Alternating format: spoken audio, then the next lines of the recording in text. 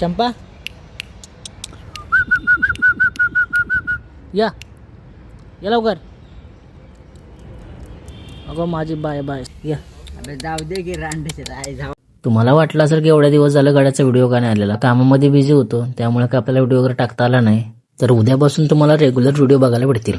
तर हा भाव निघाला होता पेट्रोल टाकायला. तर मला पण तेवढ्यात भूक लागली होती म्हणून मी पण विचार केला की चला नाश्ता करून येऊया. मग काय मी पण गाडी काढली आणि निघालो नाश्ता करायला. कॅन्टीनला पोचलो की लगेच नाश्ता सुद्धा करून घेतला बघा. आणि लगेच तिथनं वापस निघालो आपण बँकेच्या दिशेने.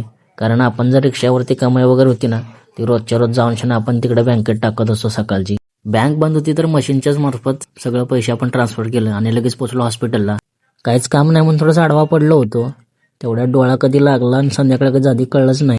शेवटी रात्री एक ट्रान्सफर पण आला आपल्याला. मग ट्रान्सफर घेऊन लगेच गेलो आपण. इमर्जन्सी होती. राजावाडी घाटकोपरला पेशंट ट्रान्सफर होता.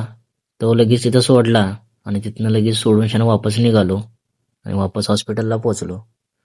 हॉस्पिटलला पोचलो की लगेच जेवायला पण भूक लागली होती कारण राजावाडीला खूप टाइम लागला होता. शेवटी जेवण सुद्धा करून घेतलं. मित्रांनो मी आता जेवण करून मस्तपैकी झोपून घेतो. उद्या पुन्हा भेटू आपण एका नवीन स्टोरी सोबत. तोपर्यंत सर्वांना शुभरात्री.